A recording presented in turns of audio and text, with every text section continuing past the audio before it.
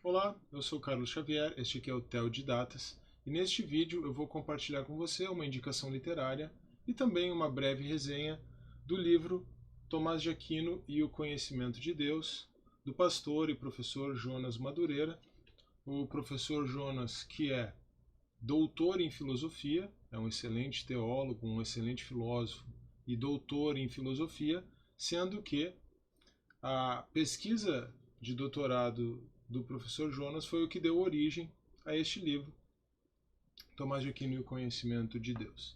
Recentemente, eu postei como indicação literária um conteúdo sobre este livro no Instagram e precisei dividir, inclusive. Depois postei um outro conteúdo, fiz um outro post com um resumo e tentei fazer esse resumo de forma bastante acessível lá no Instagram. Aliás, eu tenho compartilhado as minhas leituras com uma pequena resenha, com uma indicação literária, acompanhado de uma pequena resenha. Para esse livro eu precisei separar em 2 posts diferentes, mas eu tenho feito isso no Instagram. Caso você não me siga por lá, vou deixar o meu link na descrição do vídeo, o link para o meu perfil no Instagram, desculpa, na descrição do vídeo. Se você tiver interesse em me seguir por lá também, você vai ser muito bem-vindo. Mas assim como eu fiz naquele segundo post lá no Instagram, de tentar trazer um resumo acessível para a compreensão de quem não é versado em temas teológicos e especialmente filosóficos mais profundos, o livro ele é bastante técnico, então ele demanda um conhecimento técnico de filosofia prévio para uma melhor compreensão. O professor Jonas, é claro, trabalha de forma muito profunda o assunto, conversando, dialogando, né, trazendo como referência os principais estudiosos e comentadores da obra de Tomás de Aquino, traz o texto da Suma Teológica e os outros textos de Tomás de Aquino em latim também sempre junto, é muito interessante, traz o texto em latim e a tradução. Mas eu procurei fazer, como eu estava dizendo, uma abordagem, e vou tentar fazer isso neste vídeo aqui, uma abordagem mais acessível a esta obra. E caso você, então, tenha conseguido entender o conteúdo tenha feito sentido para você, eu vou pedir desde já que você deixe o seu comentário. Ah, consegui entender, legal. Ou quiser fazer um comentário adicional também sobre a sua percepção do assunto, isso vai ser muito significativo para mim. Já que eu estou falando sobre isso, não se esqueça também de deixar o seu like no vídeo, não se esqueça de se inscrever no canal caso você ainda não seja inscrito, e não se esqueça também de compartilhar este vídeo. Tudo bem? Eu já me alonguei demais nessa introdução, eu vou passar a esse breve resumo do livro, e para isso eu fiz 2 slides de conteúdo bem simples e mais um slide final com algumas conexões bíblicas que me pareceram muito interessantes, que são conexões que o próprio Tomás de Aquino faz com o assunto e estão ali no livro para a gente refletir.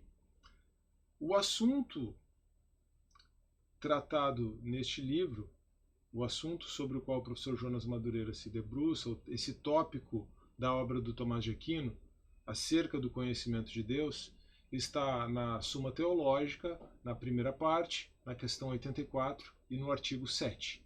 Mas é claro que é necessário, para compreender o pensamento de Tomás de Aquino, passar por outros trechos, passar por outras partes da Suma Teológica e passar até mesmo por outras obras. E o professor Jonas faz isso com o auxílio da melhor erudição acerca de Tomás de Aquino, com o auxílio de comentaristas, ele trava esse diálogo como eu mencionei.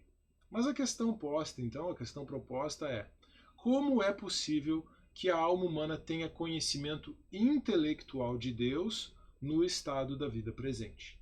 Então, 2 coisas importantes destacar aqui: conhecimento intelectual de Deus e esse conhecimento no estado da vida presente. Começando pelo aspecto do conhecimento intelectual, é preciso traçar uma distinção entre esse conhecimento intelectual, que é uma função própria da alma uma função própria do intelecto humano e um conhecimento direto, um conhecimento experiencial de Deus, ou experimental, ou existencial de Deus, tá? Que é dado de forma, como eu acabei de mencionar, direta, por revelação. Tá? É muito interessante porque é disso que, desse conhecimento direto de Deus, que Alvin Plantinga, por exemplo, trata na sua própria epistemologia, no modelo Aquino-Calvino estendido, e esse conhecimento é dado pelo testemunho, ou testemunho nas palavras de Calvino, instigação interna do Espírito Santo, tá? Poderíamos dizer que é um conhecimento espiritual e não intelectual, porque está ligado ao aspecto da revelação. E aqui, se você for um tricotomista, né, você vai dizer, então é o espírito humano que conhece a Deus. E se você for um dicotomista, você vai dizer, é a alma humana que conhece Deus por revelação espiritual. Tricotomista entende que o homem é espírito, alma e corpo. Então, para um tricotomista, você vai estar entendendo, se um tricotomista pode entender o seguinte: Tomás de Aquino está tratando da possibilidade do conhecimento da alma humana de Deus, ao passo que existe um conhecimento que é espiritual, que é dado pelo testemunho do Espírito Santo ou pela instigação interna do Espírito Santo, como o próprio Tomás de Aquino diria em outras passagens. Um dicotomista, um adepto da visão dicotômica, o homem é alma e corpo, sendo o espírito um aspecto da alma humana, poderia entender exatamente a partir dessa perspectiva de que o espírito é um aspecto da alma humana, que Tomás de Aquino está falando do conhecimento intelectual de Deus, aquele aspecto da alma que normalmente é tratado na própria Escritura como alma, aquele aspecto da alma que está ligado diretamente ao homem. O conhecimento direto, esse conhecimento que vem pelo testemunho, pela instigação do Espírito Santo, é um conhecimento que vem por revelação. Então é o aspecto da alma humana ligada diretamente a Deus, aquilo que a Escritura menciona como espírito na perspectiva do tricotomista. Então veja que não importa se você entende que o ser humano é corpo e alma, ou que o ser humano é corpo, alma e espírito, essa análise de Tomás de Aquino ela acaba encaixando bem para qualquer uma das duas perspectivas, tá bom? Mas o importante você entender, eu nem estava programado de fazer toda essa digressão, todas essas considerações sobre dicotomia e tricotomia aqui, mas o importante é você perceber que Tomás de Aquino está falando desse conhecimento intelectual, próprio da alma, e não aquele conhecimento direto que é espiritual, que vem por revelação, tá bom? Esse é o primeiro aspecto. E o outro aspecto é se é possível, então, ter esse conhecimento intelectual de Deus no estado da vida presente. O que significa o estado da vida presente? O estado da vida presente significa que a alma está ligada ao corpo humano. E por que isso é importante? Porque no estado da vida presente, essa função própria da alma humana é ter conhecimento intelectual, e esse conhecimento intelectual é compreensão da natureza daquilo que é corpóreo, daquilo que é sensível. O que são coisas corpóreas? São coisas que são materiais. Aquilo que é incorpóreo, Deus e os anjos, a própria verdade, aquilo que é imaterial não é conhecido na sua essência pela alma humana, tá bom? Então, no estado da vida presente, no estado intermediário, já teremos a visão de Deus na sua essência. Então essa é uma questão importante aqui, que toca inclusive com a escatologia, tá bom? No estado da vida presente, a alma humana está unida ao corpo. No estado intermediário, após a morte, a alma humana está desligada do corpo e ela tem acesso direto a Deus, ela pode ver Deus na sua essência, no estado intermediário, e depois no estado final, com a consumação final escatológica, quando teremos corpos glorificados, vamos continuar tendo esse conhecimento de Deus. Mas no presente, no estado da vida presente, a alma, a sua função própria, a sua função essencial é compreender a essência das coisas corpóreas. O que significa isso? Significa, por exemplo, que quando você vê uma pedra, a sua alma vai lhe dizer intelectualmente, isto é uma pedra. Tá? É isso que significa. Ou da sua alma você compreende, você entende, você conhece. Isto é uma pedra. Você vê um cavalo, estou usando duas figuras que o Tomás de Aquino menciona no seu discurso. Você vê um cavalo e você apreende a essência do cavalo, no que aquele cavalo é semelhante a outros cavalos, e você diz para você mesmo, a sua alma diz para você, você conhece, isto é um cavalo. Para que a alma humana possa fazer isso, ela precisa do corpo. E ela faz isso porque ela está ligada ao corpo, e ela precisa dos órgãos corporais. Neste caso, do exemplo, a visão, e não apenas a visão que está ligada ao olho, mas também a formação de uma imagem mental que é função do cérebro. E o cérebro como um órgão corporal. Tudo isso na perspectiva do Tomás de Aquino, tá bom? Você vê com o seu olho um cavalo. Você forma uma imagem mental do cavalo, compreende que essa imagem mental está ligada aos demais cavalos, e com isso você pode... Desculpa, só voltando. Você vê um cavalo com os seus olhos, você forma uma imagem mental com o seu cérebro daquele cavalo, e a sua alma, que é imaterial, ela então conhece intelectualmente a essência daquele cavalo ou daquela pedra. Isto é um cavalo, isto é uma pedra, e esta é a função da alma no estado da vida presente em que ela está ligada ao corpo. A grande questão é que, e é sobre isso que o Tomás de Aquino, inclusive, questiona no artigo 7, é se a alma pode conhecer qualquer coisa sem se converter aos fantasmas. E aí agora, cuidado, tá bom? Conversão aqui não significa aquele ato de mudança de vida, aquele início numa nova fé. Conversão não significa isso aqui, e fantasma também não significa as almas desencarnadas, fantasma não significa seres do além, fantasmas não significam aqui aquelas coisas que a gente está acostumado em histórias e filmes de terror, e nem aquela visão típica de alguma coisa que parece um lençol voando por aí. Fantasma não é isso, tá? Na verdade, eu já mencionei o que são os fantasmas aqui. Os fantasmas são essas imagens mentais formadas pelo cérebro, que é o órgão próprio da imaginação, e imaginação, nessa perspectiva técnica, significa formação de imagens mentais, e é por isso que o subtítulo da obra é A Imaginação a Serviço da Teologia. Então, imagens mentais que nós formamos quando vemos, quando conhecemos sensivelmente pelos nossos sentidos as coisas corpóreas, as coisas sensíveis, uma pedra, um cavalo e assim por diante. Essas imagens mentais é que em latim, por transliteração do grego, na verdade, são os fantasmas.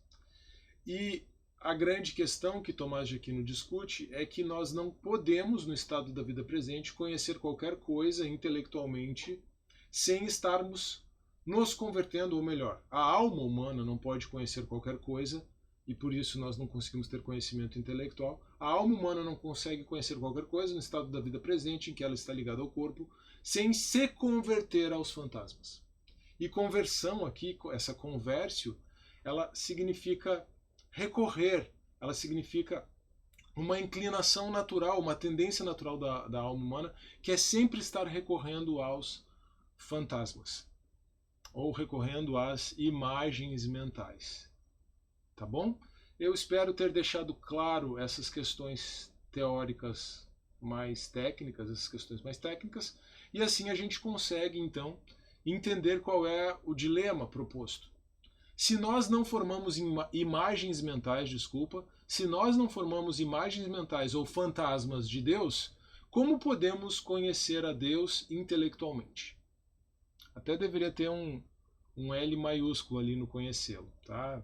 Estamos falando de conhecer a Deus. Se nós não formamos imagens mentais ou fantasmas de Deus, como podemos conhecer Deus intelectualmente com a nossa alma? Não se trata de conhecer a Deus no Espírito, por revelação de Deus, pelo testemunho do Espírito Santo. Trata-se de conhecer a Deus com a nossa alma, com a função direta. Você não forma imagem mental de Deus, da essência de Deus. Tá? De novo, no estado intermediário, quando a alma está desligada do corpo após a morte, então os santos podem ter já a visão beatífica de Deus, estar em estado de beatitude, aquele estado de beatitude que eles já têm no presente, mas naquele estado consumado, então, de beatitude. Consumado talvez não, né? Consumado talvez não seja a melhor expressão. Mas entram na visão beatífica de Deus, conseguem ver a Deus na sua essência. Tá? Mas hoje, no estado da vida presente, não formando imagens mentais de Deus, como podemos ter um conhecimento intelectual de Deus?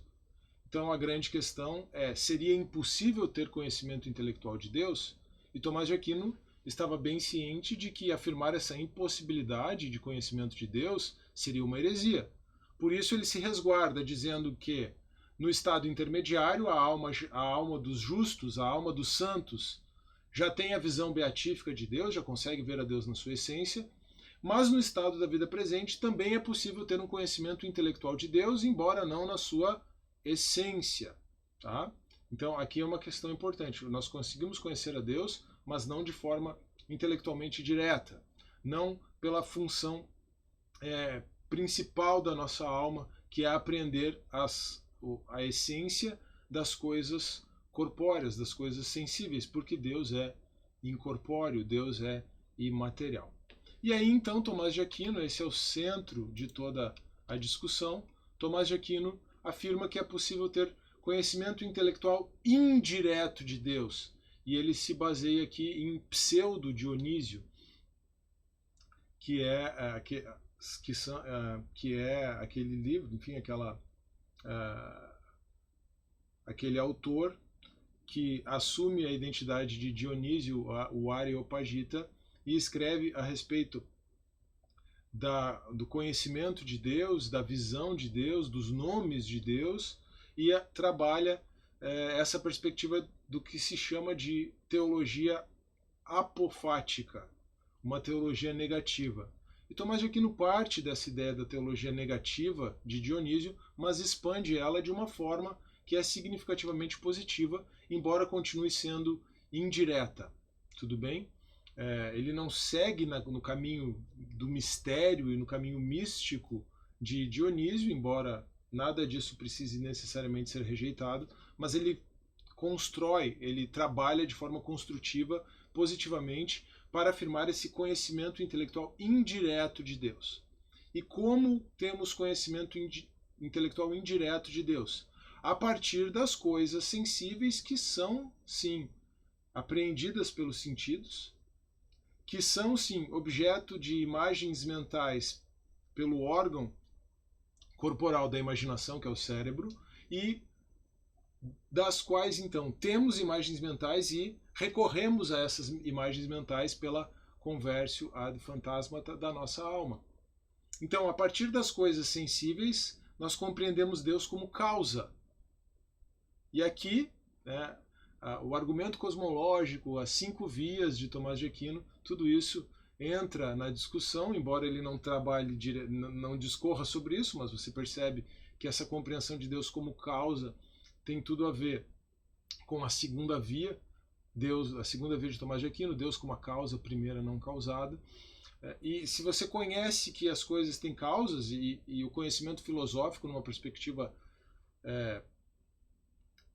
clássica, é de fato compreender a causa das coisas, se você vai encadeando causas, você chega a Deus como causa primeira de todas as coisas, como causa primeira não causada. Mas também por ultrapassamento. O que é esse ultrapassamento? É a compreensão da transcendência de Deus em relação às coisas materiais, em relação à realidade material. E por remoção. Quando você remove a perfeição, ou melhor, quando você remove as imperfeições das criaturas, você chega então à compreensão da perfeição de Deus. E aí a remoção é esse processo mais negativo mesmo, da teologia negativa, dessa perspectiva mais apofática. Por exemplo, quando não é apenas dizer que as coisas são visíveis e Deus é invisível, tá bom? Então você afirma por uma negação, Deus não é visível. As coisas criadas são corpóreas e Deus não é corpóreo. exceto pela encarnação. Deus não é corpóreo, então você tem uma negação da característica das coisas criadas. É também quando você remove as imperfeições. Então as coisas elas tendem à perfeição, mas elas não alcançam essa perfeição de forma plena. Quando você remove isso, você compreende que a perfeição plena está em Deus, e aí você consegue também afirmar por ultrapassamento essa perfeição divina, por excelência, né, por transcendência, esse segundo ponto. Bom, o fato é que para todas essas atividades intelectuais, nós precisamos, ou a alma humana precisa se converter aos fantasmas das coisas sensíveis. Ela precisa recorrer às imagens mentais. Tá bom? Então é assim que Tomás de Aquino afirma a possibilidade de um conhecimento indireto de Deus no estado da vida presente. E isso também é totalmente dependente de um conceito muito importante, que talvez eu não tenha enfatizado isso, que é ligado à metafísica de Tomás de Aquino, à compreensão da própria realidade, a compreensão da própria existência do ser, que é a analogia entes. Ou seja, todas as coisas criadas participam, de certa forma, das perfeições divinas. Deus imprimiu algo de si mesmo, da sua perfeição, das suas perfeições em toda a criação. E isso é visto de forma mais clara no ser humano, porque o ser humano foi criado com uma alma racional, refletindo assim a imagem e semelhança de Deus, que é também racional, Deus que é Logos, ou o Logos. No princípio era o Logos, era o verbo, era a palavra, era a razão, e o Logos estava com Deus, e o Logos era Deus, João capítulo 1, verso 1. Então, eu vou voltar nesse slide apenas para enfatizar algo que talvez eu tenha deixado de fora. Essa discussão ela envolve teologia, o próprio conhecimento de Deus, ou a própria compreensão de quem é Deus, melhor dizendo. Ela envolve teologia também na medida em que envolve um pouco de escatologia, estado da vida presente, estado da vida, ou estado intermediário, especialmente, mais conectado à escatologia. Ela envolve metafísica, a compreensão de como as coisas são. Ela envolve antropologia, a compreensão de como o homem é, e aí, em especial, essa antropologia aristotélico-tomista, o homem é alma e corpo, uma unidade de corpo e alma, e quais são as funções do corpo, quais são as funções da alma. A função da alma é compreender a essência das coisas corpóreas enquanto está unida ao corpo. Depois que ela estiver desligada do corpo, ela poderá compreender a essência de Deus.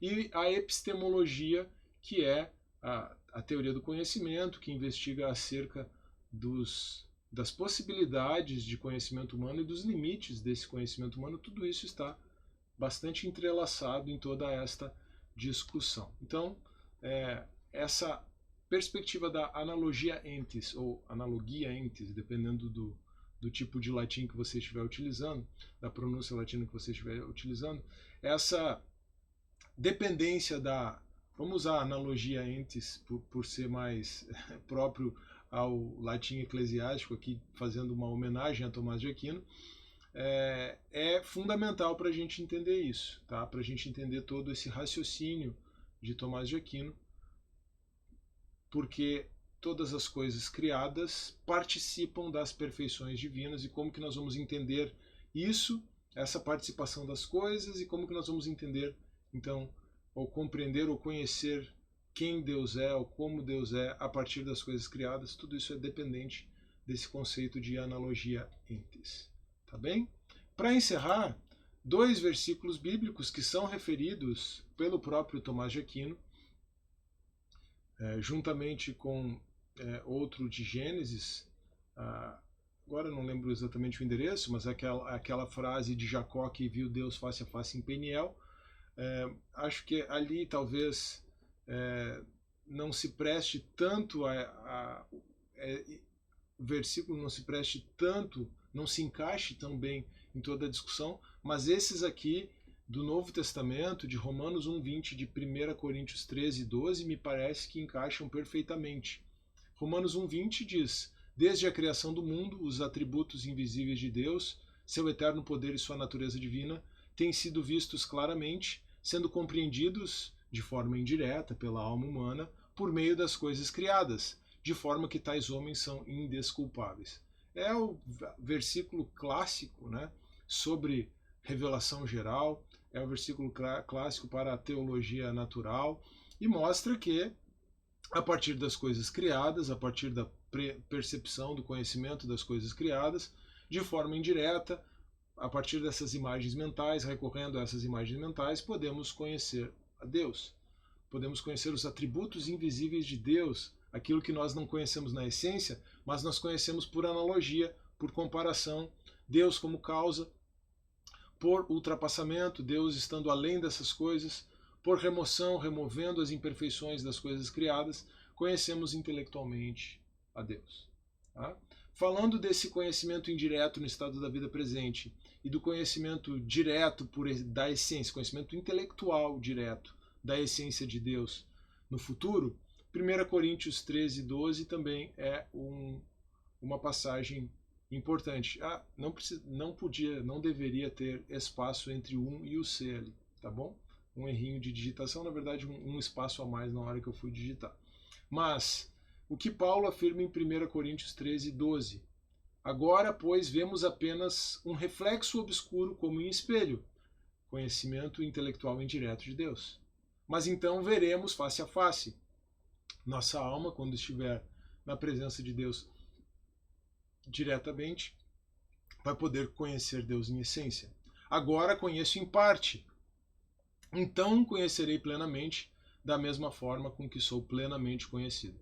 Me parece que essas passagens bíblicas, sem forçar, dentro do seu contexto, claro, entendendo o contexto, ali em Romanos 1, Paulo está discutindo a depravação de toda a humanidade, a pecaminosidade de toda a humanidade, mas nesse contexto ele diz que os seres humanos, mesmo que não tenham acesso à revelação especial de Deus, são por si só indesculpáveis em razão da revelação geral, e isso, se eles podem ter conhecimento intelectual de Deus de forma indireta, Tomás de Aquino está apresentando uma teoria apropriada para compreendermos como. 1 Coríntios 13, embora Paulo faça essa discussão em torno do amor, né, em torno da superioridade do amor, do caminho mais excelente, o amor é uma forma de conhecimento direto de Deus, o amor é uma forma de expressarmos a Deus de forma direta, mas Paulo ali no final, depois o verso seguinte fala que agora permanecem a fé, a esperança e o amor, mas o maior destes é o amor. No final dessa discussão, Paulo demonstra como que se nós temos um conhecimento direto, um acesso direto a Deus e manifestamos a natureza de Deus por meio do amor, intelectualmente o nosso conhecimento é indireto, vemos como por um espelho. Mas o que nos mantém ligados a Deus hoje é o amor. No futuro, estaremos na presença dele. E aí isso pode ter, nessa presença direta. Estamos na presença de Deus agora pelo Espírito, mas é na presença direta, nossa alma na presença direta de Deus. Isso pode ter a ver com o que ele afirma lá no final. Agora permanecem a fé, a esperança e o amor, o maior deles é o amor. Inclusive porque no futuro, nesse estado futuro, no estado intermediário e na renovação de todas as coisas depois, nós vamos permanecer no amor de Deus e não vamos mais precisar de fé nem de esperança. Por isso que o amor é o maior. Mas o que eu estou querendo dizer aqui apenas é que, apesar de Paulo estar fazendo uma discussão específica sobre a superioridade do amor, ele trabalha aqui, aparentemente, com conhecimento intelectual, e isso não é forçar a barra nessa passagem, porque ele está fazendo essa contraposição, esse paralelismo, e isso não é forçar a barra. Então, eu não acho que nós estejamos forçando nada sobre o texto quando usamos esse texto como justificativa ou como base bíblica para a teoria de Tomás de Aquino. Eu acho que Tomás de Aquino apresenta uma teoria razoavelmente compatível com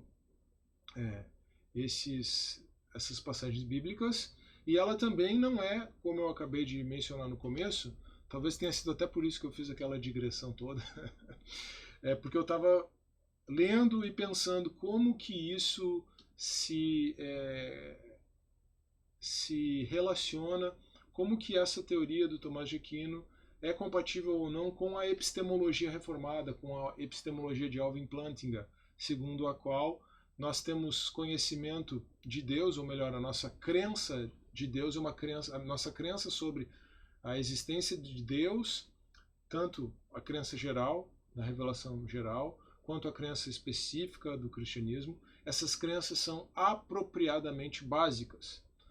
Na perspectiva da revelação geral, pelo sensus divinitatis mencionado por Calvino, apropriado por Plantinga, ou pelo conhecimento difuso e geral de Deus, que Tomás de Aquino trata logo no começo, inclusive da Suma Teológica e na Suma contra os Gentios, e de forma mais específica para a experiência cristã, para a fé cristã, pelo testemunho ou pela instigação interna do Espírito Santo.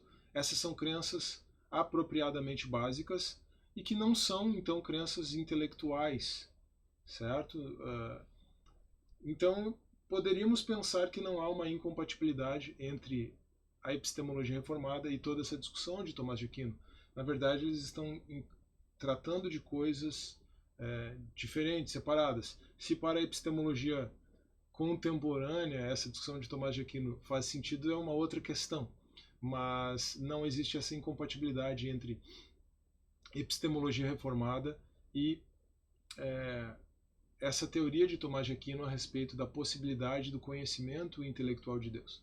Talvez eu tenha feito uma digressão tão grande no começo, gastado tanto tempo no começo, porque à medida que eu ia lendo, eu ia pensando sobre isso, pensando sobre a compatibilidade dessas coisas todas com a epistemologia reformada, e fui pensando, mas não elaborei muito.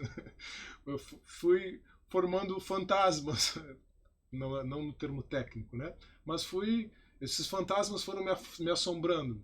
Eu fui tentando conectar as ideias e talvez eu tenha tido um insight mais apropriado, mais direto, quando comecei aqui a gravação do vídeo, tá? Então, você está, de certa forma também, me ouvindo aí, servindo como interlocutor, embora o meu interlocutor aqui, no momento que eu estou fazendo isso, seja apenas a webcam, né?